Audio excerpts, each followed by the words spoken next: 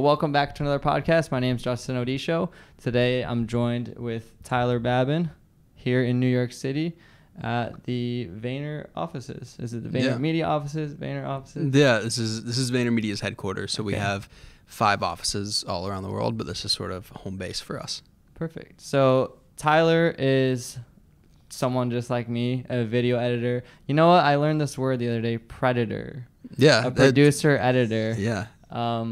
Just, you know, someone who shoots, edits, kind of like one-man team. Why don't you give a quick introduction for anyone who might not be familiar with you, who you are, and kind of what you do. And So, Tyler Babin. I go by Babin now because that's how the world of Instagram works.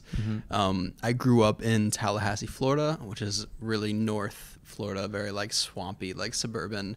Was always just like a naturally very creative kid. Got my first camera when I was like 9 or 10. It was a Canon VHS.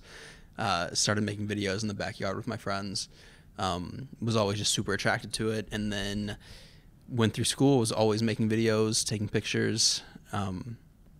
Left school, kind of didn't know what to do with my life, but I just kept making videos throughout that process. Got into like fashion photography for a while, bounced around a whole bunch, and about 3 years ago now, 2.5, 3 years ago, took the jump, moved up to New York, and ended up here at Vayner Media. Yeah, and you're kind of not pioneering, but like you are one of the top like people in this new like personal videographer like editor space. So explain like what you do here at Vayner Media. Like you moved here for what? So I had left college, like no degree or anything like that to show for it. Didn't go to film school. So I knew I wanted to live in New York. So I took the first internship I could find, which was at Vayner as a graphic designer. So like I have a background in design. I worked here for a few months as a designer, and then in this kind of weird roundabout way, ended up in this Uber with Gary. And we talked for like an hour, and at the end of that, he's like, I want you on my team. And so then for the last 2.5 years, I've sort of done personal video directly with Gary. And then I've also like bounced around a whole bunch. So it's, you know, like when Crushing It was coming out, like he needed someone to design the book cover. So I was like, all right, well, I can do that. Like I'll do this. And then whenever he's dropping his K-Swiss collaboration, we need someone to shoot the stills for it. So like, all right, I'll shoot that. So it's sort of like we have the running joke of I've been trying to figure out what to put on LinkedIn for like 2 years because I just don't know what my job is. But it's sort of an all around creative. And so now I'm kind of stepping actually a little bit away from Gary, and I'm working on some other projects inside of Vayner to kind of diversify what I'm working on. Because after like 2 years of just making like daily vlogs all the time, I was like, all right, I need to try, like I just need to get my mind working in another way. Yeah. There's so much I want to talk with you because you like you were mentioning to me, there's a thing called Team Gary, right? And you guys, all you think about and like work on is like content strategy. How should we Instagram versus YouTube? How should we do this? Where does it all come from? And this is something that I basically like infests my brain all day is like social media, do this content. As a one-man team. So like I'd love to like, hear a little bit of the process of how you guys approach things, because you're just basically documenting like you're documenting rather than like coming up with original ideas. So how do you turn it into like a story? So to unpack a little bit of that. There's a lot. Unpack ahead. So, you know, Gary is an entrepreneur. He, you know, was born in Belarus, Russia. His family immigrated here. Gary now runs Vayner Media and Vayner X, which is, you know, we have a massive marketing agency. And then he's got his hands in all kinds of weird, crazy things. But basically, a couple of years ago, he decided to essentially film every day of his life. So we've been doing a daily vlog for going on 3 years now, something like that. Yeah. And you're right. We take a very like document over create attitude towards things, which I think he's very like on the nose when it comes to if you want to be like a content creator and like putting stuff out there. Not everyone has the charisma to like be a character come up with something. Exactly. And so, but everyone can just document their day-to-day life, right? And so that's sort of our approach. Is we first off we do a vlog that's unlike any other vlog. Most vlogs are, you know, first person, someone's holding the camera themselves. Yeah. We, you know, myself and D-Rock are you know, videographers that film him going throughout his day and then find the story and post, which is a very different way to do things. But it is, you're right, it's kind of pioneering into this new place where, you know, it's funny now, we're often in rooms where I'm not the only filmer, that whoever he's talking to also has someone who's filming the conversation from their end. And it makes, as crazy as it sounds, it makes sense because like 5 times throughout this trip, I've been in these cool rooms with cool people, and we'll have an entire hour-long discussion, an amazing discussion, organic, and I'm like, I wish someone was filming this. Yeah. Just like, because you can't participate in a conversation and document it like as easily as if someone was like it's third so person. wild. You know, it's funny. Like, you'll hear Gary say, even if like he doesn't become YouTube famous and all this, it's worth it just for the sake of being able to look back, like kids looking back. So it's like the few attempts I've made to like daily vlog my own life, which I realize like I'm too busy. I'll get into that at some point. But even looking back at like a year ago, whenever I'm in LA for a week and like I filmed the entire things with my friends, just looking back at that is so incredible. You know, like we sit a camera on the other side of the room and record what happened. It's amazing to look back at that. So like documenting is just. Yeah, I dabbled in vlogging for a little bit. I made like 10, 20 episodes. And at the time I just had this like soul crushingly like self-consciousness about every single clip. And I just would cringe at watching them, like watching myself. And then I was looking back at some old vlogs from like a year ago, and I was like, oh my gosh, yeah, that's when I was going to class. I remember that day, and I'm like, oh, that's pretty funny. I put that little joke in there. That was funny. Yeah. I was watching my own videos, like, I'm awesome. No, I'm just kidding. But yeah, I feel like at first it was like mainly D-Rock, and then you kind of like, tagged in. Yeah, D-Rock started, and then it was sort of just by luck I walked in at the right time. And then I was very, very editor focused. So the funny thing is I started in video. I was making videos as a kid. It shifted heavily into photography. And so photography was the main focus, and then design. And so the funny thing I don't actually talk about is like the day I was told I was going onto Gary's team, I was told I was going to be a graphic designer. Yeah. Walked in, and then day one they were like, cool, we need you to edit this video. Mm-hmm. And like I hadn't opened Premiere in like a year probably. Yeah. Was completely blindsided, and then just had to like relearn everything. Yeah. And so I went into a year of like heads down editing 15 hours a day. That's all I did. Yeah, I just did a video with Sarah, and I said one of the best ways to learn is just do a project from start to finish, because then you get to see like, what do I record, how do I actually organize the media on my computer, how do I cut, how do I export, how do I upload, and then when you do the whole project from start to finish, you learn way more than just like one specific thing at a time. That's a funny thing. So like, no doubt, like the question I get the most in like my DMs is how to edit faster, or how do I start off getting into video. Mm-hmm.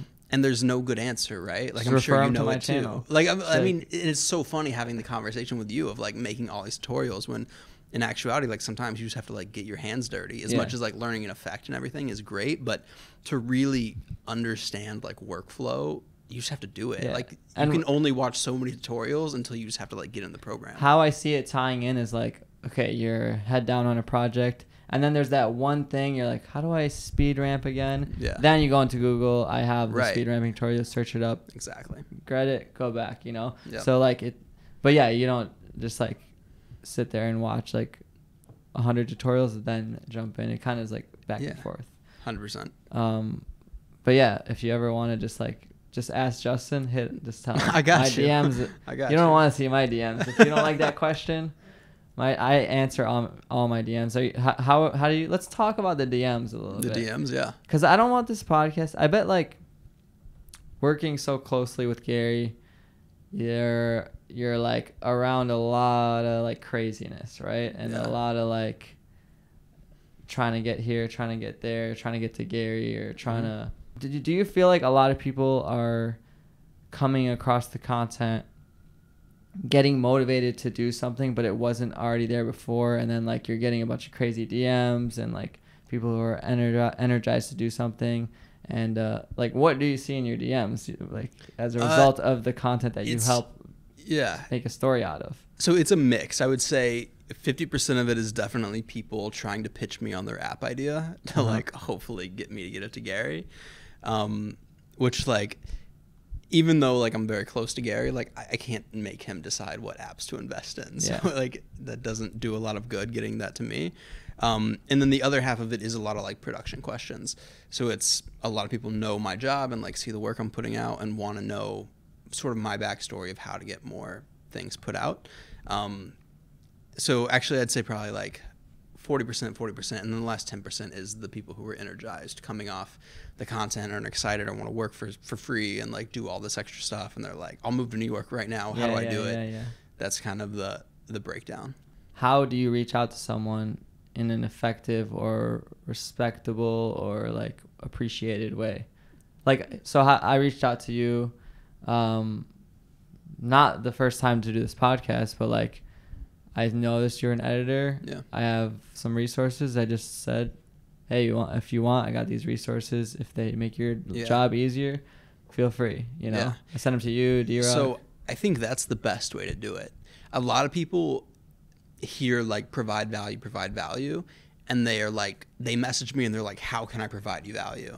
And asking me, that nags me. That creates more work for me to be like, all right, well, what do I need help with? And then I'm like, oh, well, I'll just do it myself. Go to someone with a product already. So that was the thing, is like you sent me the presets and they actually have made my life way easier. I use them pretty much every day now. That's awesome to hear. And so that's huge for me. But yeah, you need to like already come with something. So when people always ask me, how do I get a job for Gary? How do I edit for Gary? I'm like, well, we upload a video every single day of Gary's life. You can download that video, edit a remix, and send it to us. And then it's like you're giving us something. You're giving us a product that we can then put into our channels, right? But asking me or asking Gary or asking D-Rock, what can I do for you? It's more friction of like getting to the thing. Whenever to really exist in this world, you have to be a self-starter. You have to like have the thing and just give it to us and be like, here you go. And don't give it to us with expectation. Yes. Right? Yeah, I don't think you sent me that pack to be like, all right, I'm going to send in this, and then it's strategic to do this and this and this. No, that was like, months ago, and I didn't know I was coming to New York. I knew eventually like we should connect on something. And that's the other thing. You said the word self-starter. I would consider myself a self-starter in a way. Like, it's not that not to be rude. It's not that I necessarily need you for anything. 100%. Right? It's like I already was working on videos, Instagram, Twitter, whatever. My preset, my audience, and the other thing that you notice is like we're here doing a podcast. I already have had this podcast from a year ago. Right. I didn't start this podcast 25 episodes ago because like I knew because like I want to talk to Babin on episode 26. Yeah, that's it's the just best. Like it's intention. Since I started the podcast knowing that it would be a good platform for like, and maybe you know what, this is what I was trying to say in the beginning that came off like I was woo land. It's been a long day. I was trying to say like maybe you're the one who even edited. Like I remember Gary had this big push of like start a podcast. Yeah. You might have even been the one that edited that vlog called Start a Podcast. Maybe so. It was like one of the vlogs, and it was like actually one of the sparks because I had been enjoying watching them, and I was like, yeah, they're right. I'm starting one too. I've been watching them for like a year, and that's what I was trying to say is how you got yourself on this show. In a small way, you've helped create this podcast. Yeah, I mean that's the craziest thing is hearing like, because I think it's tough like as an editor, like you're just making these projects and like I spent years of my life I'm just like heads down making clips. I'm like I just have to get the video out for the next day, have to get the video out. And I think a lot of times even myself I forget that like this is really impacting people. Like people are messaging me saying like, you create content that in a way changed my life. And I'm just like, oh, right. Yeah. I'm not just editing a video, you're contributing to something bigger. Yeah. So pulling yourself out and like remembering, and also you know, it helps me get through like the edit block and things like that of like hitting walls and projects, and remembering this isn't just about like making another video. I'm like, a lot of times I'll be like, what's the video I need to see today? Because even though I'm making all this like aspirational content and everything, like I get down and stuff, and I'm just like, what do I need? And then I'll try and create that, which, because I know if I need it, like there's someone else in the world needs it too. Yeah, that's a lot of the way I think some of the best content comes from people who, this is their story. I couldn't find anything like it, so I made it. That's like the best thing. Yeah. Anytime I have an idea and I start looking for inspiration and can't find the thing I want, I'm like, I'm onto something. Yeah. I'm like, we're getting closer, you know? Yeah. Let's talk about, like, so you said you capture all this footage. So how much of the story and the title are you actually under control of the craft? Like, let's say you capture a day, July, whatever today is. Could you take it like 2 totally wildly different ways if you wanted? Like, yeah. What does that look like? So the great thing about working for Gary was that he has not a lot of input on creative. Mm-hmm. He's sort of like, you can really do whatever you want as long as he's getting his message out there, right? Like, it's good. So you had so much creative freedom, and I was able to make whatever video I want. So it's like, it's funny because I can literally watch a video and tell you like the mood I was in that day. I was just like, oh yeah, like for some reason, like, I don't know, I had a fight with my girlfriend and I was sad this day. And so like, it's way more emotional of a story versus some days where I'm like, I just wanted to be hype and look like he's doing all these crazy things. He's a mogul and like this and that. You have all the creative freedom in the world you want to take it whatever direction, which is what keeps the job so fun, right? Is like every day I get the freedom to make whatever video I want. And I don't have Gary like watching over my shoulder as I'm editing. So it's not really like client work, right? I'm sure you did a super lot of, different, yeah. Yeah, because that's the one thing I think anyone like us who is kind of like a one-man jack of all trades thing, probably leading up to this has gone through. I've done like so many different, like, make this dude a poster, make a logo for my friend, even though I'm not a graphic designer, right? Make this and that and whatever. And I got to the point where I hated client work. I just wanted, all I wanted was full creative control. What did you do before, like a lot of freelance? Like, I know video editing was a hobby for you. Yeah. But like, did you have a certain, like, what was your job before this? So directly before this, I was working kind of like as a creative director for a small company in Florida that made outfits for music festivals, which is weird. That's sort of like whenever like music festivals were at their rise, like outfits and like accessories and all that were like the cool thing to wear at music festivals. How long was that? So like all throughout the year, I was ideating on product, doing product design, creating the advertisements for the products, videos, running the social, like doing everything. And then during the summer, I would like travel to festivals and I was shooting content. And so that was sort of like similar. Yeah, that was like my job directly before this. And then before that, it was a lot of freelance. And that was me just like cutting my teeth, right? I was doing a lot of stuff for free. I was just shooting everything I could, editing everything I could, trying to make a name for myself, figuring it out while I was a box boy at Staples was like my day job. Yeah. Yeah, I think we have similar like paths. I worked retail. I worked like hospitality kind of at a gym, retail, and then like the last thing I did was creative director or whatever you want to call it, basically handle everything content wise for this like local energy drink brand. And I did that for like 2 months, and there was just like a disagreement on like the terms, and I just like didn't negotiate because and I was just like, you know what, I want full creative control. I'm gonna just blow my own stuff up, you know what's funny is like, so coming out of like that last job I definitely had someone like watching over everything I was doing, and I was like, I'm too much in a box. How did it end? Just like I sort of hit a fork in the road where I was like, all right, I know I can do something bigger. It's time to like make the jump. And so I left that to come here. It was like, it's time to jump. So I came to New York. No like heartbreak? No really? Heartbreak or anything. It was super, it was just, I knew I always wanted to live in New York. I always wanted to do something bigger. And I was looking for the heartbreak story. Is there a heartbreak story somewhere else? I mean, we could probably find someone if we dig into it. We can't just get it like that. All right, I have to find the right opening. It's gotta be convenient. And so it came here. It's funny now though, like, and I don't know if you have this, but I almost don't work super well with like complete creative control. I weirdly need to be in a box sometimes. It would probably help me be more efficient. Yeah, I think that's what it is, right? Like, yeah, you can give me creative control and I can really go out into different worlds. But if right now you're just like, make a crazy video tomorrow, I'm like, fuck, I could make anything, and like I'll get kind of lost.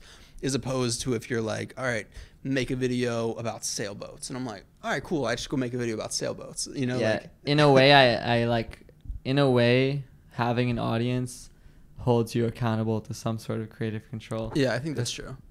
I could make a video about anything, but I know what my audience wants, and so I know like I should make a tutorial today. Do you feel like pressured to like stay in that lane? There's definitely a struggle. I wouldn't. So when I've built like a big core audience that expects the tutorial content, there's definitely like a pivot that I'm going through, and there's points where like if I went live or if I posted a vlog or if I posted anything else, some people would just unsubscribe out of like confusion or something. Yeah. Like, actually, if you look at any YouTube channel, you get unsubscribes on every upload at a certain point because people are coming and going in a way. Yeah, it's like, for sure. Especially if the channel's been up for a few years, like someone might have been into video editing 3 years ago and fell out of that hobby. Yeah. I know though that there is someone out there that enjoys the podcast, enjoys the tutorial, enjoys the vlog, enjoys whatever, and that's that little pool that I'm trying to grow. And I know that it would be a mistake for me to listen too closely to certain surface level things that the audience does, like, yeah, because they never knew I had a podcast in me. Yeah, 100%.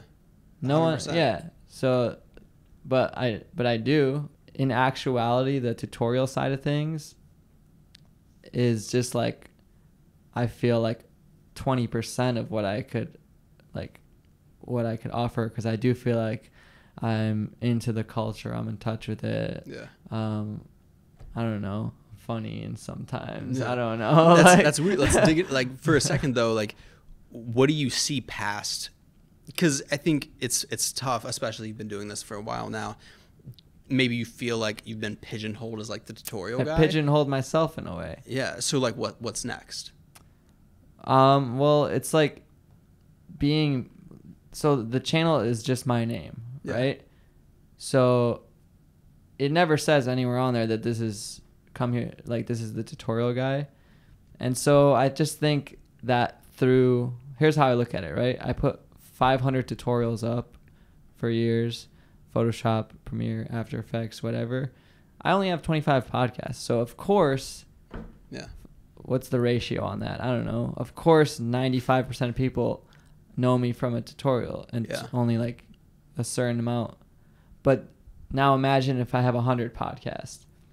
Now you have a podcast for every 1 for 4. So like now you got like a much larger percentage of people that know me for the podcast conversations. Like, I've captured this audience, but there might be a bigger audience as well. That's 100%. That just doesn't know I exist yet. Yeah. That would love and support and appreciate and leave good comments. And maybe it's not for everyone. That's why I'm just trying to find that little like middle ground. I think that's a good way to look at things, is like testing and like trying. I don't think like not enough people are testing things. Yeah. I always make the reference of like, I might be the greatest piano player to have ever lived. I've just never tried playing piano. Yeah. You know, like you have to pull on those levers. That's how I grew my channel up to a certain point, was when I decided to take it serious, reading all these books, listening to all these podcasts, just digesting everything I could about it. I even wrote down in my notes, like, try something new often. It just might wildly work. Yeah. I think you're in this interesting spot too, where it's like you're in this amazing like environment, right? Yep. Where you're just surrounded by like you said earlier, stuff that's, you know, on the nose, the right stuff. Like, you're surrounded by the sauce. Yeah.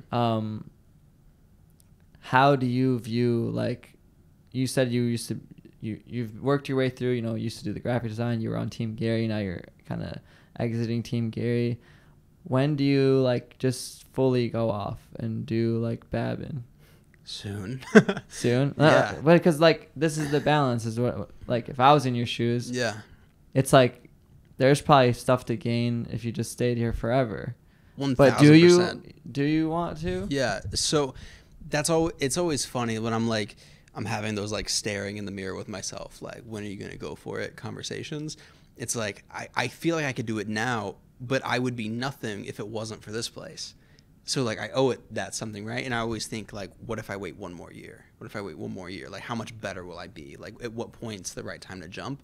And I don't know when that is, right? I think you know it when you know it. It's when I decided, I was saying I was going to move to New York for years before I finally left home and like came here.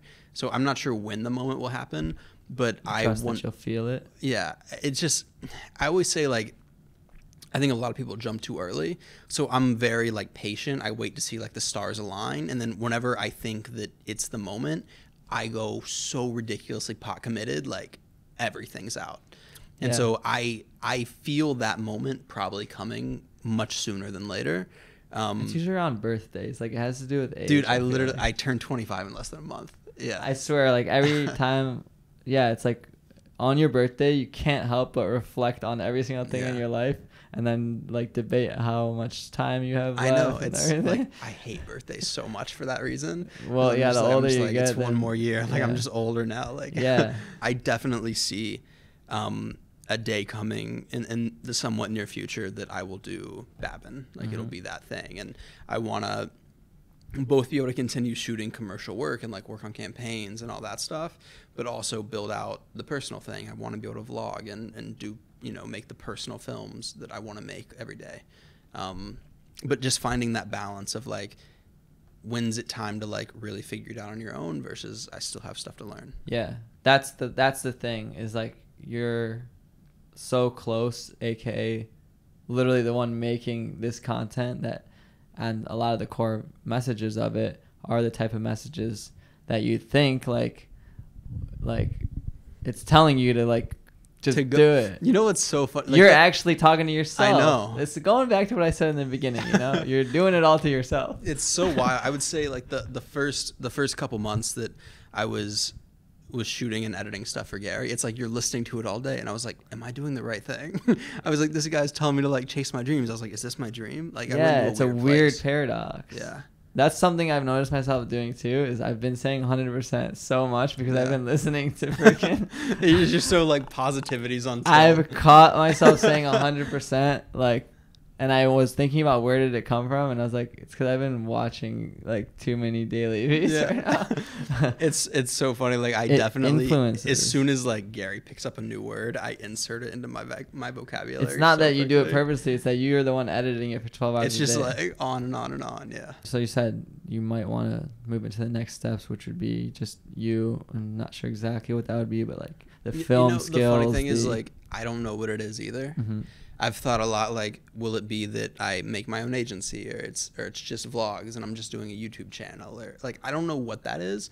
But then again, I didn't, if you would have told me I was sitting at this table having this conversation 2.5 years ago, I would have laughed you out of the room. Mm-hmm. Like, it makes no sense that I'm here. Like, in no way 2 years ago was I like, that's what I'm going to go do. Yeah. So I don't try to think too much about it as, like, when I take the jump to go do my thing, I'm going to do X, Y, and Z. It's more so like it's just naturally going to evolve. And all of a sudden, in 2 years from now, I'm going to look at my life and be like, holy shit, do you remember whenever we were having that conversation in the office at Vayner? Yeah. Like, I never would have thought I'm doing the thing I'm doing now. Yeah. Like, you come with the hard skills, like the hard creative skills, which is, like, always going to be more and more valuable. Like, the more and more social media or the language of video continues to be more in demand. You've built up all this leverage via this whole Vayner culture.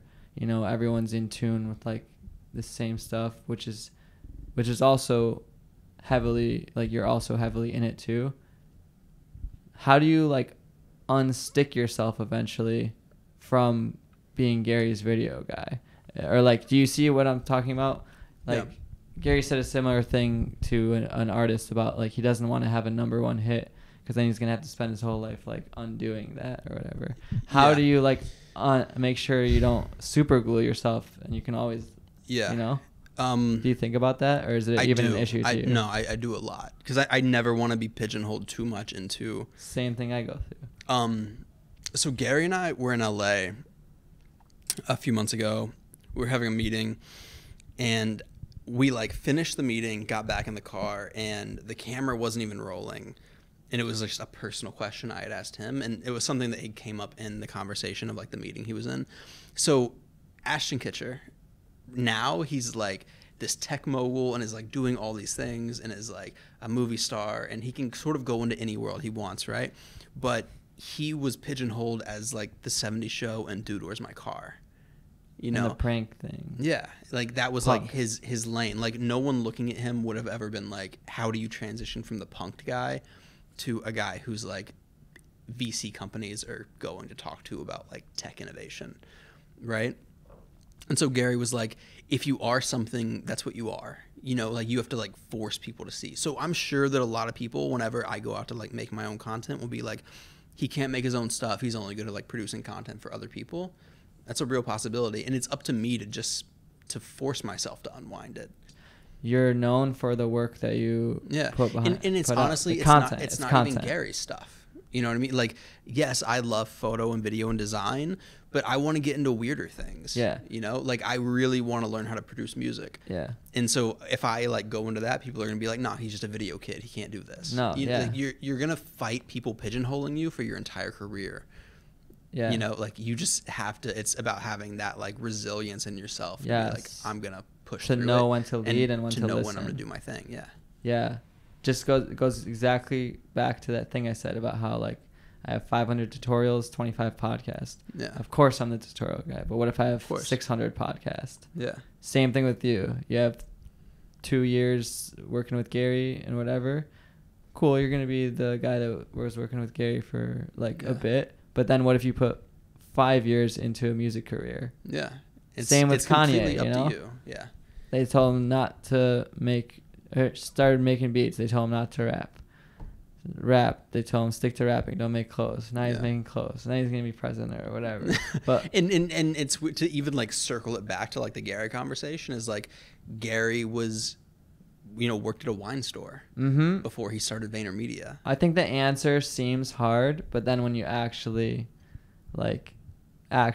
just look at examples, you realize that it is just about like showing the rest of yourself. That's the thing too. It's like, I know I authentically have more to give, and you know that there's authentically more in you that you're interested in. Yeah. It's just that people can only see the tip of the iceberg. So it's up to you to people don't know what they want, and people don't know what you're capable of till you show them. Yeah. It's all context and content. 100%. I just said 100%. It's cool. That's a great way to break. I feel like we just had like 5 minutes of super intensity. No, because that is like one of the biggest issues I have as a content creator at this current moment is this pivot that I'm trying to maneuver through. Yeah. And it's like, do you play basketball?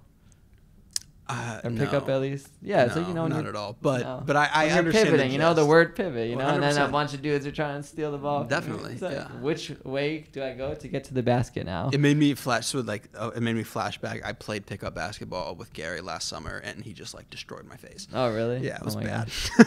You guys probably go through this all the time, like with documenting. Definitely. There's tons of moments where it's like Gary will be on a rant, and then I'm like, this will be good. Let me dig more into this. And then he goes into like 7 other rant thing, and I'm just like, I can't bring it back around. Yeah. So what have you learned about like you said, digging? It's almost what you're doing is, I mean, documenting, but like I know some documentary filmmakers. It's up to you to like produce the story on the ground. You know, if Gary's so in his shit and like running a company, it's not enough for me to just be in the corner of the room holding the camera all day, because otherwise like he forgets that I'm there and like he just does his thing. It's that he has a meeting and I'm like, cool, let's talk more about this thing that happened in the meeting. And so anytime that he's talking like straight to the camera or like giving context on a moment, it's something that myself or D-Rock or one of the other filmers has like, we've thrown the question into the ring to like build the story out. Yeah. Is there a competition between you and D-Rock? You guys beefing? So it's funny. That's something that Gary always brings up, is that like D-Rock and I are like really best friends. Yeah. Like we're so tight. It's just like the Vayner Nation has decided, there's like pinned us against each other. And I'm sure on some level, like it is, right? Like if he does a really good episode, I'm like, cool, I've got to top it. Like, and then I'll take my shot and like try to do a better one. And then he'll try and do a better one and he'll do a better one. So it's a great partnership, to force ourselves to get better.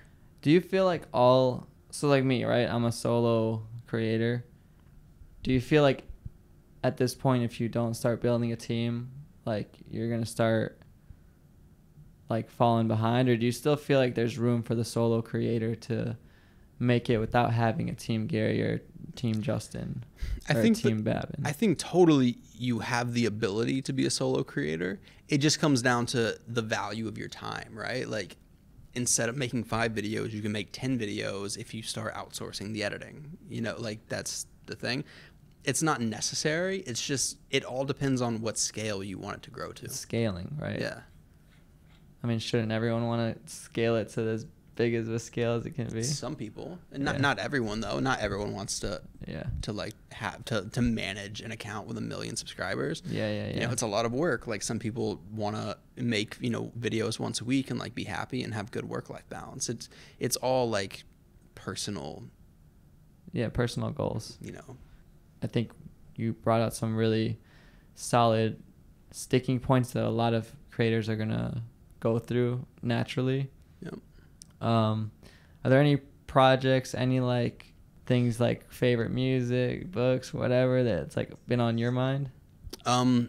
So yeah, I mean, having someone who has like a successful YouTube channel in like a similar world, what piece of advice would you give me, having context on me now for I was having talking for an hour, that I should implement into my own YouTube channel to not necessarily even see like immediate growth, but like set foundations to like build that? You know, is like building my own YouTube channel for myself is something that's very high on my goal list for the back half of this year. Yeah, I think if I was you, before you just leap, like you might have to work double time in a way. Like do all the Gary stuff.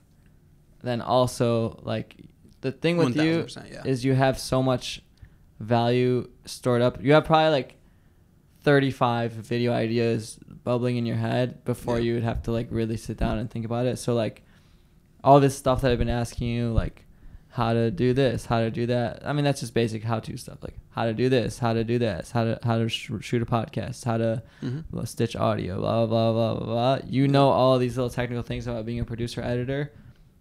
You could probably package together like a dozen of those valuable lessons into videos. Those would perform well. People would recognize like kind of who you are and what credibility you have. That's one thing you have that that I, in a way, lack. Like all my credibility is more like freelance projects that people wouldn't know about. You have like this super credible creative director type of role. I haven't seen like what's totally on your YouTube channel. I'd have to like look through it to see, but not much. Yeah, that's the answer. Yeah. So I just made like my first sort of like foray into like, all right, I'm gonna start doing stuff, which was just like an actual question and answer, like sourced questions about like video production from Instagram, and like did a 10-minute Q&A video. And then I did a lot of sort of these like cinematic-esque vlogs where it's 1 minute of me narrating literally, whether it's heartbreak or like whatever, of like what I'm going through that day. And it's like me just putting, you know, good music and like B-roll that I've shot. Yeah. A big thing is like I want to figure out a way to merge lifestyle content with having depth. Yeah, some sort of information or value. Yeah. So it's like, as I'm like, how do I become like the Sam Colder of like emotional storytelling? I get you. I tried to grab that because I like knowing your audience. I'm like, that's probably gonna like, people are all about Zoom transitions. Oh, Sam Colder. You know? I want to get him on the podcast, but he's probably in India somewhere. Probably. But it's almost like, what can I tell you? It's like you already know. Anyone, it's probably pounded in your brain like, yeah, easy. Put out content, do a podcast, do a live stream. I think that one thing, I guess, like, I don't know if you think about it that way, but like working double time, like working Gary, but then like working Babin. I'm making the Babin stuff. Yeah. Just to start, I guess there is like a bunch of, I guess what I would say is like give away everything you know, just like empty it out of yourself, and it will, and that'll be a great foundation to start with. Because like right now, there's probably a lot of people who don't have that much context on you. And even stuff like this, like, sure, I genuinely think we have good crossover and want to talk to you, but pick and choose some other people, or like some other people that like just, you know, just use the leverage that you have. Like, this is 100%. Something that I'm thinking of. Like, am I always going to have this much leverage? I don't know, but what if I like, why am I not traveling more, literally meeting with everyone that I should be and could be? Because I'm not always going to be able to. Like you said, it's getting to the point now where a lot of people are DMing you. You can't say yes to as much stuff as you used to. Right. And so, like, if I DM'd you, like, 2 years later, maybe when my channel is not as relevant or whatever, it's like, strike while it's hot. So right 100%. Now, while it's hot for you, like, use it, you know? And that'll, like, keep it hot in a way. It's a self-fulfilling circle. I don't know. Like, honestly, what can I tell you? It's so funny. It's like, sure, like, it's like, am I telling you anything different? I think sometimes comes from a different voice. Sometimes you need another voice to like remind you things. As much as I live in this world, and it's like, sure, like I sit down and I know the total strategy of how to grow a YouTube channel and like how to do all these things.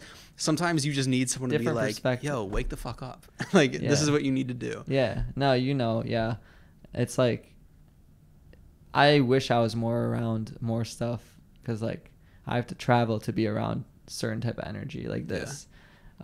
So obviously, like, we talked a little bit, like, Detroit is where you live. Why not LA or New York? It might be soon. Honestly, it's just like this whole like career has opened up in such a spontaneous and like unexpected. Did you expect this to happen? I decided for it to happen. Okay. I decided for it to happen.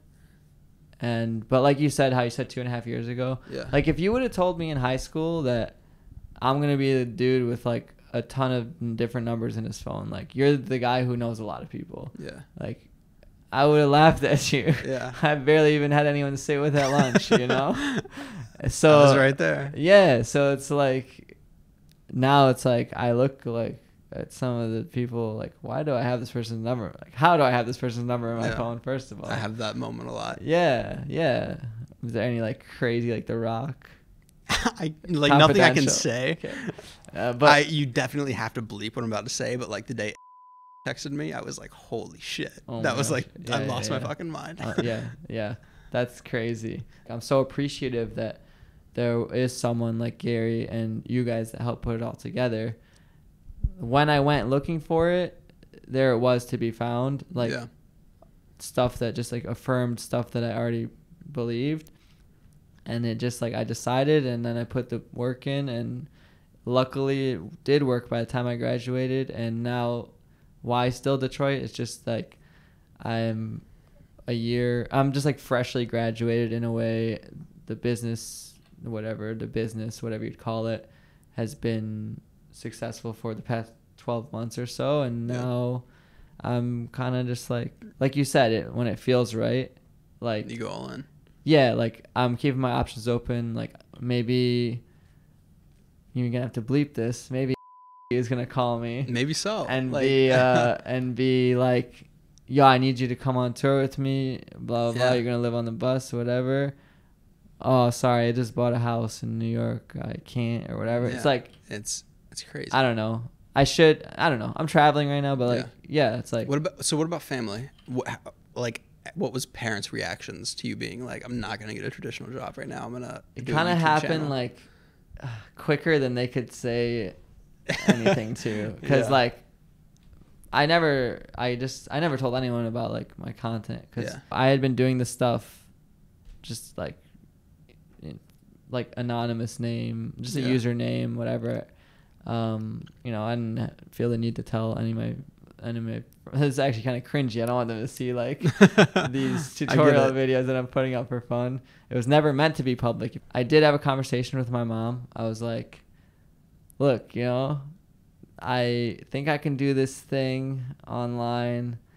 Trust me, you know, I'm smart. We'll see by the time I graduate, but like, I think I can do this instead of like, there was like a little bit of like, I don't know what you're talking about. I could sense, but like, she's like, whatever, as long as you're still going to school and graduate. And I made it work like within like 6 months to 12 months after that. And then like once I had even more figured out, I could explain it to her. Now they're super proud, they're super happy, and it's nice. Yeah. Now like they totally they always were supportive, but now they really get it, because now they see, like, my mom reads like all the comments, and she's like, that's awesome. She loves reading like the nice ones. It sounds silly. Like, my mom's the only one that watches my videos.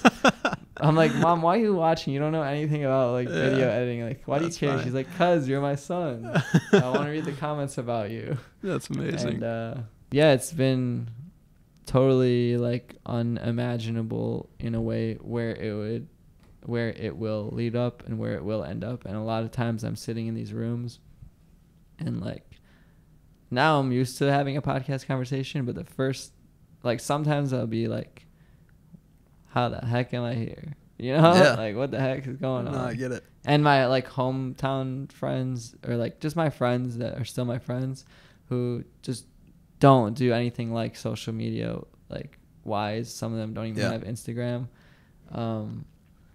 It's like strange too for them to see like you're doing it, you know? Not doing it, but like I wouldn't behave like this on a personally. Behave, when I say, is like, I used to have a personal account before, and I wouldn't ever barely post. So it's like, Justin's not the guy that is going to be like, hey, here with this, we're doing a podcast. I would never turn on selfie cam on like my old personal account. But it's like, it just work in a way, and it's become who I am. It's sort of like, it's almost like the character, like when the camera comes on. It's not a character, but it's like, it is. Yeah, it's like that balance, right? Because I'm the same way. Like, I'm hyper introverted. Yeah. But like, if I'm directing a photo shoot or something, like, I'll be the loudest, most like out there person. Yeah. You know, it's just like that. You have to know what role you have to play to get the work done. Yeah. That's a good way to put it. Because, like you said, sometimes you get down, but you need to have that overarching like reason why, you know? And I know, normally I wouldn't put the selfie cam on me and ham it up or whatever. Yeah. But I'm doing this for a bigger reason. You know, I want to like help people. I want to retire my parents. I want to do this. I want to do that. So I don't care if I look stupid right now. You know, I have, obviously, you know, usually when you think someone looks stupid, it's because they know something that you don't, in a way. Or if you think someone's crazy, I don't know where I saw a quote like that somewhere. It's like, you can always learn from what's being explained, but you know, even if someone's not trying to teach you, they can never hide their actions, and actions speak louder than words, they say. So if you really want to learn, watch what people are like doing, because they can't hide that from you. Yeah. So like, I don't know. That's something Gary always says. He's like, you know, watch what I'm doing, not what I'm saying. Yeah. And I learned so much, and I agree so much with so much stuff he says. But what's your why then? Do you have like an overarching why, like wrapping it up kind of, I guess? Like, that's everything about you, but like, why? You know, it's really funny you ask me that in this juncture of my life, because I think the thing I'm asking myself more like every day on my walk to work is, I'm like, why am I doing what I'm doing? I've always sort of thought like, I'll just work really, really hard and like be making videos and photos every day, and it'll position me in a place where whenever I figure out what the thing I really want to do is, at least I can just like go do it. And so I'm not sure exactly what like the why is. It's still like a conversation going on in my head. I just know that like, I want to position myself in a place where every day I can wake up, create things I want to create, be happy about walking into work. Like, I grew up in a world where I watched a lot of my family members like dread Monday morning, like they hated waking up to like go to an office. And I just want to be like, all right, my parents did that, so that I'm in a place where I don't have to be that. So every day it's like, you know, you look in the mirror and ask yourself, like, am I happy with what I'm doing today? And as long as the answer is yes, cool, you're moving in the right direction. And then if the answer is no too many days in a row, you make adjustments. Yeah, work is I had that same thing. I have a vision board in my closet. Yeah. And I have these big questions all the time, like, how am I ever going to do this? How am I going to do this? Like, blah, blah. And I wrote down, like, work is the answer. Yeah. Right? Just the work will manifest it all, you know? Yeah. I think that's a great place to wrap it up. I got some bleeps to put in here. I got some cuts to make. But I think we got a really solid, I think solid that was a really good amount of topics covered and like things to cover. So, everyone, this is like Hot Ones. Like, look into the camera. You have 30 seconds. You won. You ate all the spicy wings. I gotta go. Where can people find you? Primary place is going to be Instagram. I'm just at Babin, Babin. And then on the YouTubes, youtube.com/Tyler Babin is where hopefully within the next 6 months things will get popping. Perfect. And I'll link all of that stuff in the description and the show notes wherever you're listening to this. If you enjoyed the podcast, definitely subscribe to the channel. Check out the other episodes. Follow me on Instagram. And I'd love for you to DM us. Like, DM us on Instagram. Ask or just tell us what you thought. If you listen this far, I love you. You're the most valuable. They're in deep at this point. And yeah, you're in deep at this point. So, send us a thoughtful message. Let us know what you thought. That story really touched me, whatever. I go through the same thing. And if you are listening on iTunes, a review on iTunes would also be very much appreciated. So thank you guys so much for listening, watching. Tyler, thank you so much for inviting me, giving me a tour, and the conversation. Yeah, thanks for having me on. Thank you so much, and I'll see you guys in the next one.